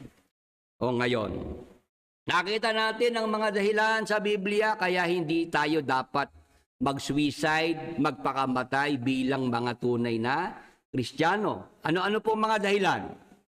Kasi ang Diyos ang nagbigay ng buhay, siya may-ari niyan. Hayaan natin ang Diyos din ang bumawi ng buhay natin. Amen. Sabi ng Diyos, huwag kang papatay. Kasama diyan, huwag mong papatayin ang sarili mo. Ngayon, Brother Willie, paano naman yung ganitong sitwasyon? Nasa ospital yung aking tatay. Critical na talaga ang kondisyon, Brother Willie. Terminal yung cancer. Sabi ng doktor namin, ang bumubuhay na lang sa tatay nyo yung aparato. Brother Willie, naawa na kami kay tatay. Nahihirapan na.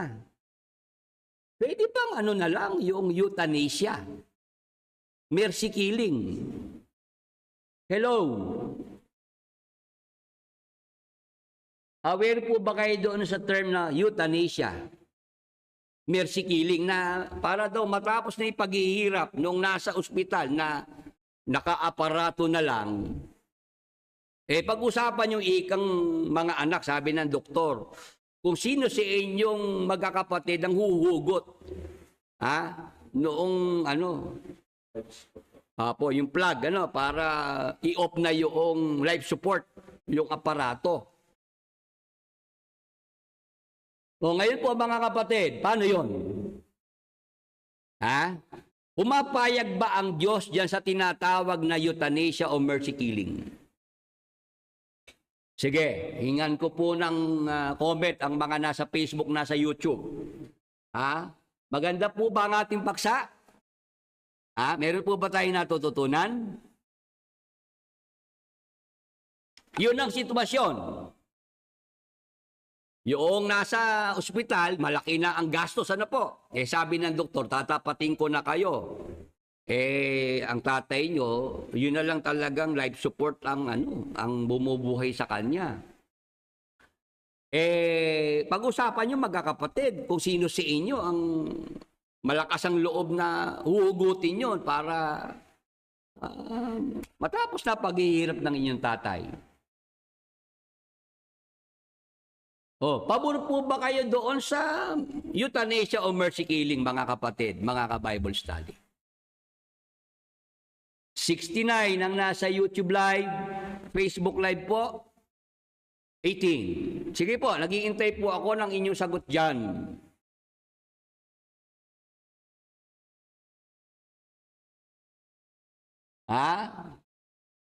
Meron ho bang gusto sumagot? Pagka wala, sabi nyo, sirit na, sirit. Brad Willie, sirit. Para ako po ay, basahin ko na po sa Biblia. Yan, di po ako pabor. Sige po, yung iba sumagot. Sirit. Sige po. Pakibigay po ang inyong mga sagot dyan. Gusto ko po kayo ay makasama. Yung ating mga doktor dyan na nanonood, baka pwedeng mag-participate. Yan, hindi po ako pabor, sirit po, hindi po, mahirap sagutin. Hindi po. Depende po sa sitwasyon para hindi na din po mahirapan ng patient. Ayan. May sumagot po ng depende sa sitwasyon. Gaya ng ginawa kay Dolphy gumawa ng waiver. Yan, kay Attorney Lingad, sirit. Girly sa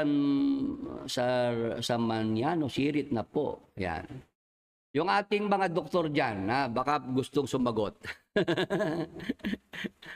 Pagka po ganun ba ang sitwasyon na ang sinasabi dahil malaki na rin ang gastos tapos nahihirapan na lang yung pasyente, pag-usapan nyo ng magkakapatid kung sino sa inyo ang huhugot noong life support. Yan, sirit din po. Kasi ganito mga kapatid, mga ka-Bible study, kami pong mga magkakapatid, umabot din po sa ganyang sitwasyon na yung nanay namin nasa ospital at naka-life support na din.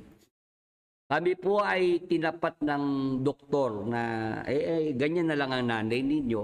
Talagang kaya humihinga dahil dyan sa aparato. Ano ba gusto ninyo? Sabi ng doktor. Pag-usapan yung magkakapatid.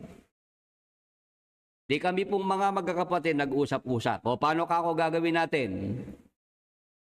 Yan ka ako sabi ng doktor. Ayun, nag-usap-usap kami.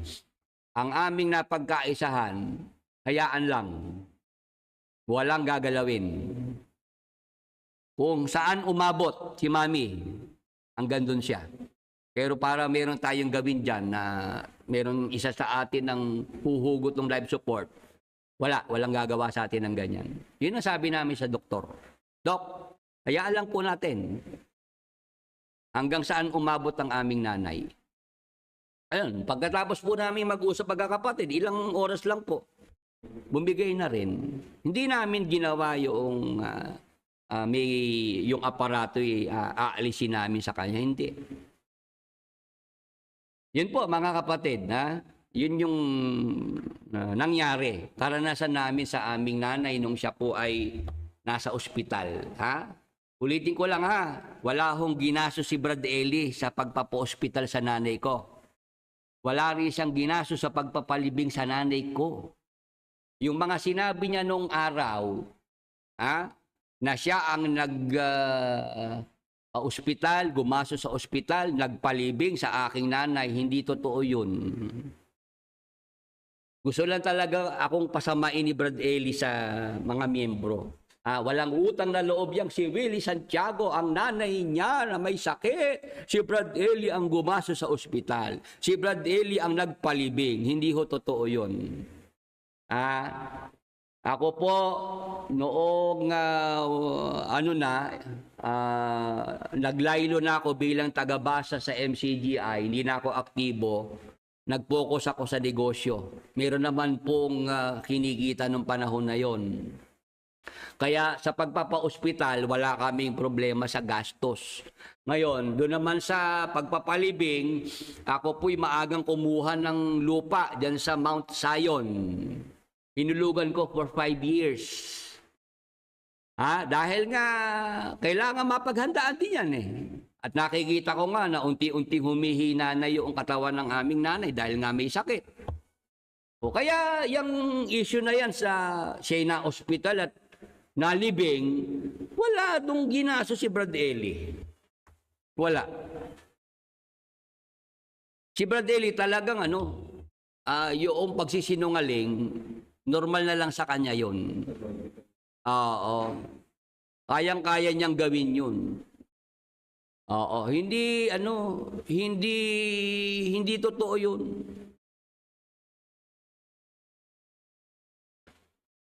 Yung sinasabi ni Brad Eli na siya walang pera, siya ay mahirap, di totoo yun. Taktika niya yun para yung pera ninyo makuha niya. Yung mga fanatics, pagka nadidinig sa akin yung ganito, nagagalit sa akin. Ba't kayo magagalit sa akin? Totoo naman ang sinasabi ko. Saka ako, personal niyang nakasama. Kayo naman hindi niyo nakasama sa isang pananghalian yun Yung mga fanatics ngayon naging miyembro, patay na si Brad Eli nung sila maging miyembro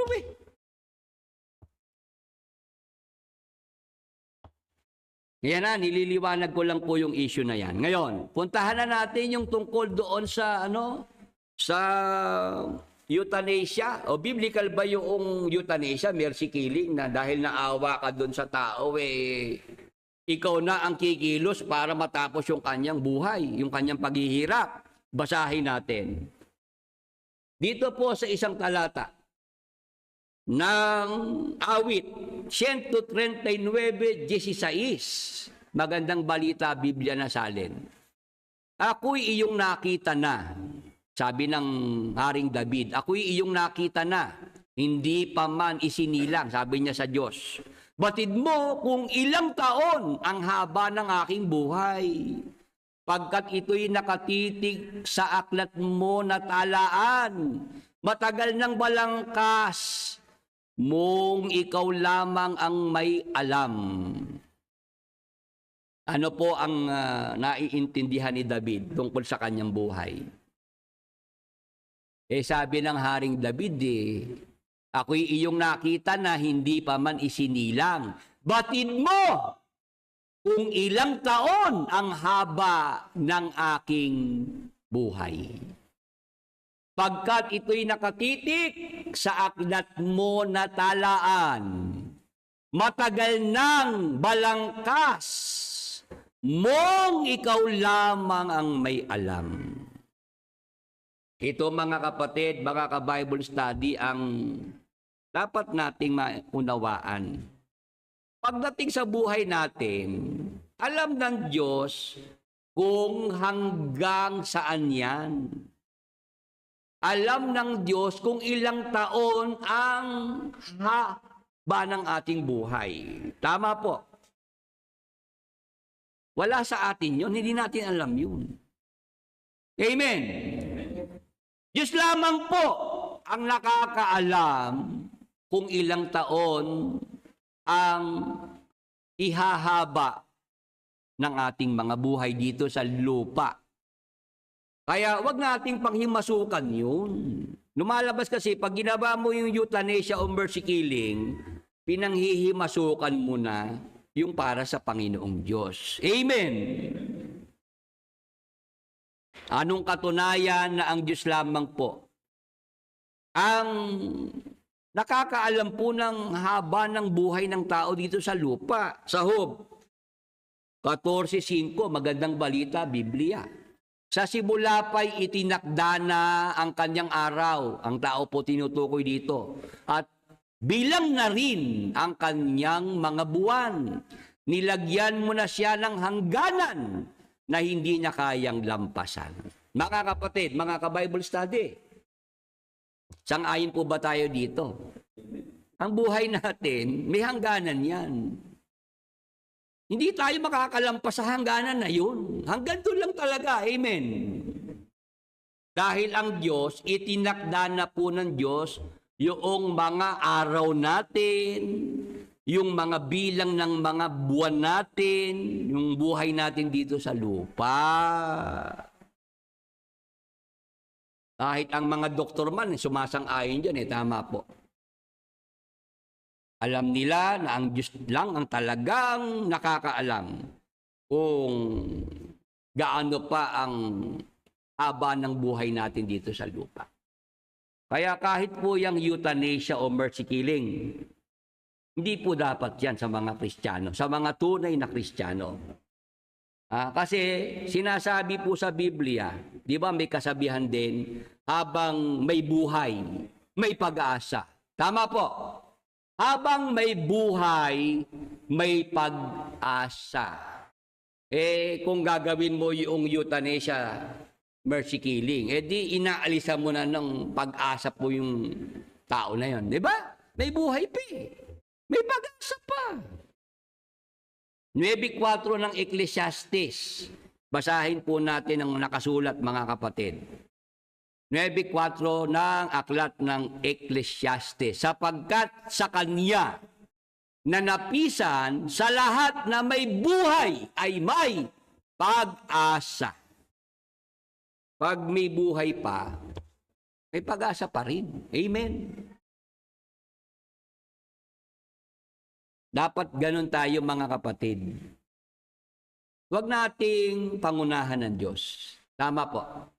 Siya ang nakakaalam ng buhay Kung hinahayaan pa ng Diyos mabuhay, hayaan pa rin, hayaan na lang natin. Yung sinasabi, Brad Willie, nahihirapan. Hirap na di ipanalangin natin, ipag-pray natin, Panginoon, ibisan mo po yung hirap na nararamdaman ng aking tatay. Tama po. Ang gawin mo, ipanalangin mo. Pero isipin mo na euthanasia ang gagawin mo, hindi tama yun. Nagkakaintindihan po, mga kapatid, mga ka-Bible study. Dahil ang pinag-uusapan natin dito, buhay. Buhay ng tao. Pagmamayari ng Diyos yan. Siya ang nagbigay niyan, kaya siya rin ang may karapatang bumawi niyan. Amen. Bawal lang Diyos, huwag kang papatay. Brother Billy, papaano? Hindi ko naman sinasadya. Napatay ko. O iba naman kako yung pumatay sa nakapatay. Tama po. Sang-ayon po ba si attorney? May attorney tayo dyan Iba yung pumatay sa nakapatay. Nung isang araw po, meron akong bisita rito na-share niya sa akin. Brother Billy, aksidente, naka-aksidente ka ako. Anong aksidente ka ako, Brad? Nagmamaneho ko may tumawid. Biglaan, hindi naman pedestrian lane. Medyo mabilis ang takbo ko. Nabundol ko, Brad Billy, namatay. Naihabol na dala sa ospital pero namatay din. Paano, Brad Willie, yun? Mabigat ba yung kasalanang nagawa ko? Sabi ko, kahit sa batas ng tao, yun, makikita nila na wala kang intent, wala kang intensyong pumatay. Diba? Ikaw ay nagmamaneho. Tapos doon sa dadaanan mong kalsada, mayroong biglang tumawid na hindi naman dapat tumawid siya ron. Oo nga, Brad Willie, meron namang dashcam sa sasakyan ko. May nakarecord talaga yun. Yung kako. Makita ka ako ng huwes yan, ni judge. Absuelto ka dyan. Kasi iba kako yung pumatay sa nakapatay. Kahit ako sa Biblia, may sinasabi sa Israel para sa mga nakapatay ng hindi sinasadya. Kaya yung kapatid, doong makausap ko sa ipag-pray ko, ayun, umano siya Gumaang loob, saka nakatulog na ng maayos. Brad Willie, mula ika nung maka-aksidente ko, nahirapan akong matulog. Lagi ba ika akong nagigising ng alanganin. Pero ika nung makarating ako dyan sa lugar mo, na payuhan mo ako, saka na ipag-pray mo ako, ay gumaang ika loob ko, saka maayos na tulog ko. O basta ka ako kapatid, yung kaso mo, harapin mo lang din. Pag may hearing, umattend ka. Saka ako, kung halimbawa naman, yung pamilya, makikipag-areglo, no? Handa namang makipag-areglo, areglo na lang, sabi ko. Wala namang akong may kagustuhan yan eh. Tama po ba? O, iba ka ako yung nakapatay sa pumatay. Yan ang dapat nating maintindihan. Ngayon, ang ating tanong ganito. Sinong mga tao ang nasulat sa Biblia na nagpakamatay? At anong klaseng mga tao sila? Ngayon, sa Biblia po ba mayroong mga nasulat dito na tala na mga nag-suicide? Nagpakamatay. Ngayon, anong klaseng mga tao yung nagpapakamatay? At gaano kabigat na kasalanan ang mag-suicide o magpakamatay? Yan ang ating itutuloy next Sunday. Napangiti ho yung ating bisita rito sa Bulacan. Meron tayong bisita, Exeter din. Galing pa po ng Rizal. O aga po narito, alas 7 pa lang. Yung mga nagtatanong, Brad Billy, pwede ba kaming dumalo, umattend dyan sa Baliwag, dyan sa inyong chapel? Pwede naman po, welcome naman po yung mga gustong maka-attend dito, makita ako ng personal. Welcome po kayo dito sa ating pagkakatipon na isinasagawa. Yung address, pakita natin para sa mga gustong makapasyal sa atin, makadalo. Block 1.20 Carnation Street, Rafaela Homes, Makinabang, Baliwag City, Bulacan. Pagka Sunday po, alas 8 ng umaga, ang umpisa po ng ating mga awit panalangin. Pagdating ng alas 9, yung ating paksa, nilalagay din po sa YouTube at sa Facebook. Samantala, yung ating mga prayer request, kung meron po tayong mga prayer request dyan, bigyan na po natin ng pagkakataon para sa mga prayer request ng ating mga kapatid at sa ating mga ka-Bible study. Pa-pray po ako, Ka Willie. Matthew, ang name po, sakit sa puso. MP Vlogs. Sige po, pag-pray po natin itong si Matthew na may sakit sa puso. Sa pangalan ni Jesus, sa dugo ni Jesus, sakit sa puso. Inuutosang umalis at mawala kay Matthew. Sa dugo ni Jesus, kagalingan ay ipagkaloob sa puso at buong katawan ni Matthew. Be healed in Jesus' mighty name. Thank you, Lord Jesus Christ. Amen. Sige po, pakibigay lang ang mga prayer request ng ating mga kapatid, ng ating mga ka-Bible study. Ito po ay merong autoimmune disease kay June Paul Puentes. Pag-pray po natin siya. Sa pangalan ni Jesus, sa dugo ni Jesus, autoimmune disease. Inuutusang umalis sa katawan ni June Paul Puentes. Sa pangalan ni Jesus at sa dugo ni Jesus, kagalingan ay ipagkaloob sa buong katawan ni June Paul Puentes. Be healed and be restored in Jesus' mighty name. Thank you, Lord Jesus Christ. Amen. Next po ay Arnold Torres, diabetes, cholesterol. Sige po, sa pangalan ni Jesus, sa dugo ni Jesus, mataas na cholesterol, mataas na blood sugar, inuutusang mawala sa katawan ni Arnold Torres. Sa dugo ni Jesus, ipagkaloob ang kagalingan. Gawing normal ang blood sugar, gawing normal ang cholesterol sa katawan ni Arnold Torres. Be healed in Jesus' mighty name. Thank you, Lord Jesus Christ. Amen. Next po kay Lisel Pormilos, gallstone at vertigo. Sa pangalan ni Jesus, sa dugo ni Jesus, vertigo, gallstone, inuutusang mawala. Malusaw sa katawan ni Lisel Pormilos. Sa dugo ni Jesus, ipagkaloob ang kagalingan. Be healed in Jesus' mighty name. Thank you, Lord Jesus Christ. Amen. Para naman po kay Edgar Casiano Lopez, sakit sa baga at hirap sa paghinga. Sa pangalan ni Jesus, sa dugo ni Jesus, sakit sa baga at hirap sa paghinga, inuutusang mawala. Sa katawan ni Edgar Casiano Lopez, be healed and be restored in Jesus' mighty name. Thank you, Lord Jesus Christ. Amen. Tubig sa baga naman kay Carlos Ramos. Sa pangalan ni Jesus, sa dugo ni Jesus, tubig sa baga, inuutusang umalis at mawala. Sa katawan ni Carlos Ramos, sa dugo ni Jesus, ipagkaloob ang kagalingan sa baga, sa lungs ni Carlos Ramos. In Jesus' mighty name. Thank you, Lord Jesus Christ. Amen. Yung taga Davao na may cancer din, pag-pray natin. Pueble. Sa pangalan ni Jesus, sa dugo ni Jesus, lung cancer at brain cancer, inuutusang mawala sa katawan ni Lope Pueble. Sa dugo ni Jesus, ipagkaloob ang kagalingan sa buong katawan ni Lope Pueble. Be healed in Jesus' mighty name. Thank you, Lord Jesus Christ. Amen.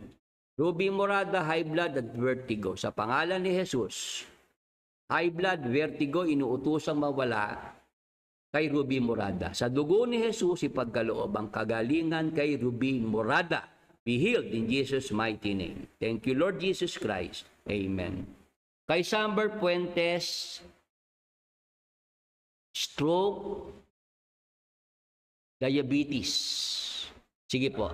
Sa pangalan ni Jesus, sa dugo ni Jesus, stroke, diabetes, inuutusang umalis at mawala.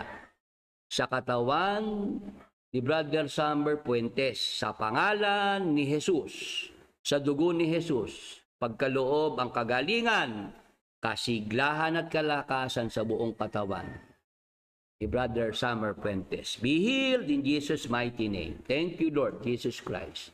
Amen. Gary Morales, pneumonia. Sa pangalan ni Jesus, pneumonia, inuutusang mawala sa katawan ni Gary Morales. Sa dugo ni Jesus, ipagkaloob ang kagalingan. Be healed in Jesus' mighty name. Thank you, Lord Jesus Christ. Amen. Subukan nyo pong uminom ng honey, ulot na may bawang. Maganda po yan sa may pneumonia. Yan, makakatulong po yan. Dahil yan din po ay aking iniinom. Yung honey na may bawang. Si Brad Willie po, pagka na nag-recommenda ng iniinom, ako mismo ginagawa ko yun. Magkaiba kami ni Brad Eli. Si Brad Eli, nagturo ng pag-inom ng ihi, Brad Ray, urine therapy. Pero si Brad Eli, hindi uminom ng ihi niya. Naloko na. Ayan. Prayer request, Angeli Magnaye. Sakit, lupus, pneumonia, anemia, stroke. Sige po, sa pangalan ni Jesus, sa dugo ni Jesus, lupus, pneumonia, anemia, stroke, inuutusang umalis at mawala na lahat sa katawan ni Angeli Magnaye. Sa dugo ni Jesus, kagalingan, kasiglahan at kalakasan na ipagkaloob sa buong katawan ni Angeli Magnaye. Be healed in Jesus' mighty name. Thank you, Lord Jesus Christ. Amen. O, lahat po tayo dito sa Facebook, YouTube. Utusan po natin ang ating mga sakit karamdaman. Magtaas po tayo ng ating kanang kamay. Sa pananampalataya po, tanggapin natin ang kagalingan. Sa pangalan ni Jesus at sa dugo ni Jesus, inuutosang umalis at mawala sa ating mga katawan, sa ating mga mahal sa buhay, anumang sakit, anumang karamdaman. Sa pangalan ni Jesus at sa dugo ni Jesus, kagalingan, kasiglahan at kalakasan, ipagkaloob sa ating mga katawan, sa ating mga mahal sa buhay. Be healed and be restored in Jesus' mighty name. Thank you, Lord Jesus Christ. Amen. Sa mga tumanggap po ng kagalingan mula sa Panginoong Hesus, gradual healing po or instant healing ang ating tinanggap. Magpasalamat po tayo sa Panginoong Hesus. Gawa po tayo ng short video testimony or written testimony bilang pasasalamat sa ating Panginoong Hesukristo. Yung mga kontra o tutol sa healing ministry, bahala kayo sa buhay nyo. Nandyan po yung mga patotoo eh. Hindi ko gawa-gawa yan. Ibang tao yan. Gumawa ng videos, gumawa na ng written testimony.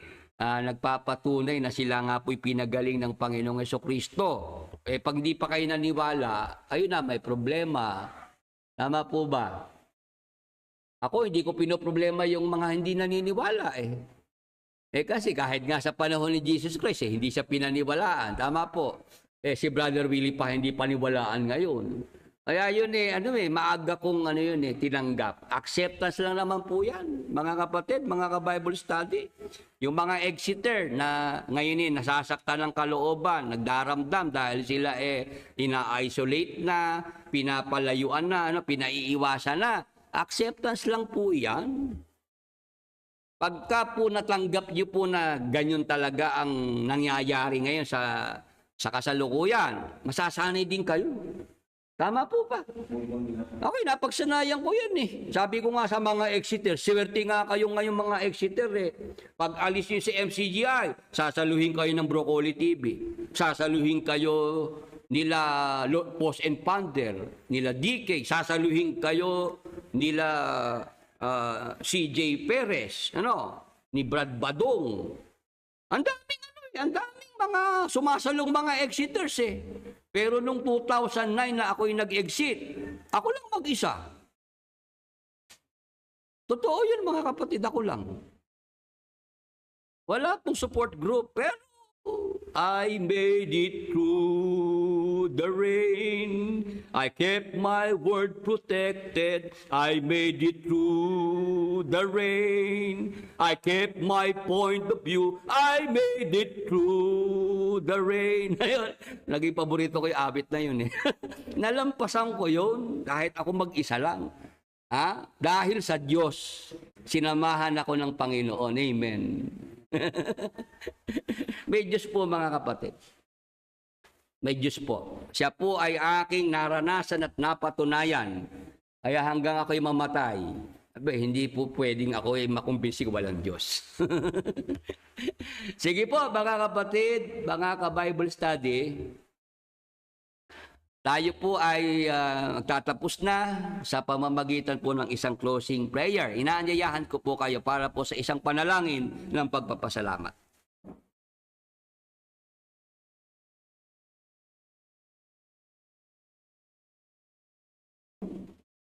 Tayo po yung manalangin. Panginoon naming Diyos, amang banal na dakila at makapangyarihan sa lahat. Sa pangalan ng aming Panginoong Hesukristo, sa kapangyarihan ng Espiritu Santo. Uli po, Ama, kami po ay sama-samang lumalapit sa iyong luklukan ng biyaya.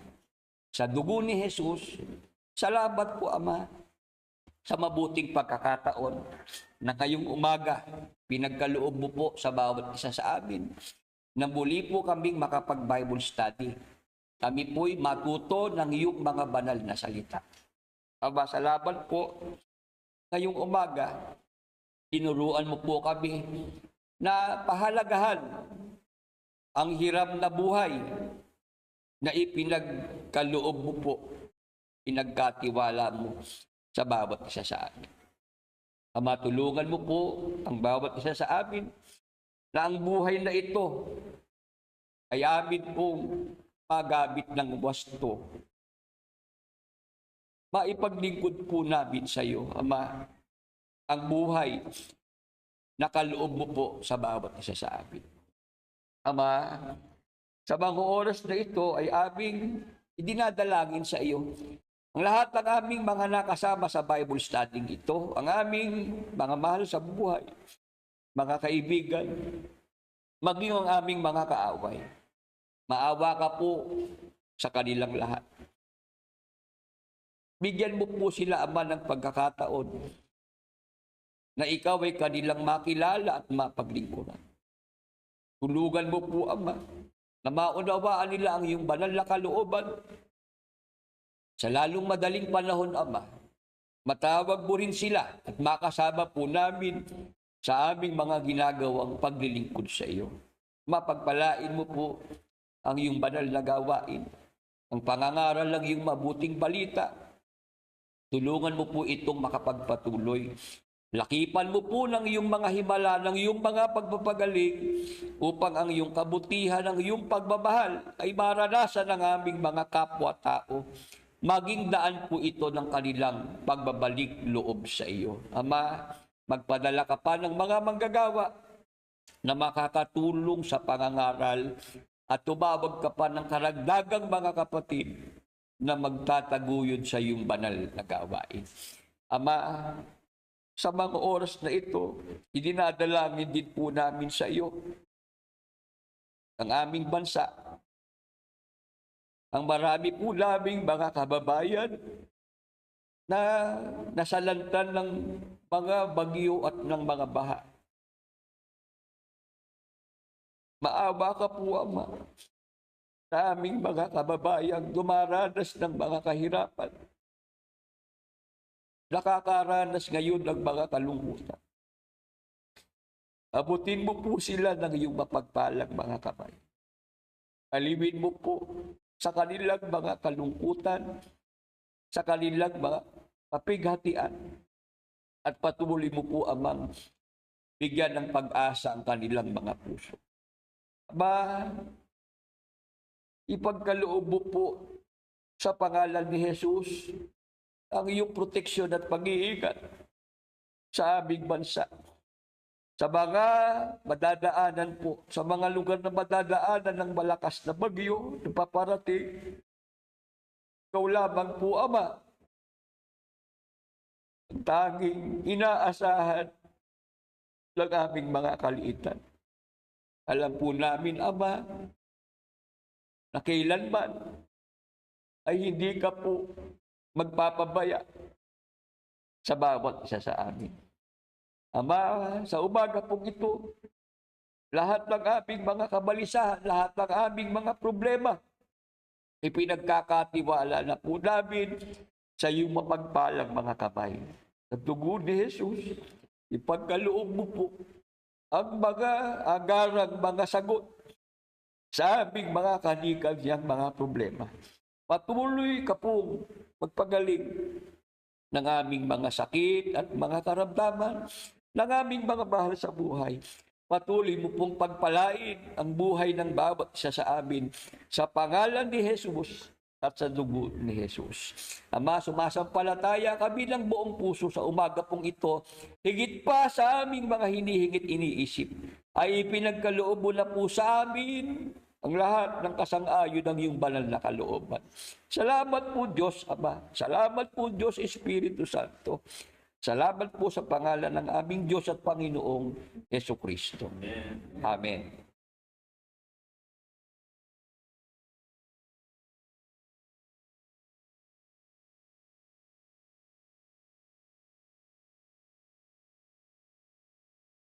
Salamat po sa lahat ng ating mga nakasama ngayong umaga sa ating Bible study. Salamat po sa inyong oras. Salamat po sa inyong suporta, sa inyo pong mga pinagkakaloob na tulong dito po sa ating programa. Patuloy po tayong pagpalain ng Panginoon at patuloy po tayong ingatan ng Panginoon. Mga kapatid, dito po sa malakas na bagyo, kailangan din po ng iba yung pag-iingat, mga kapatid, at paghahanda. God bless po sa ating lahat. Paalam na po.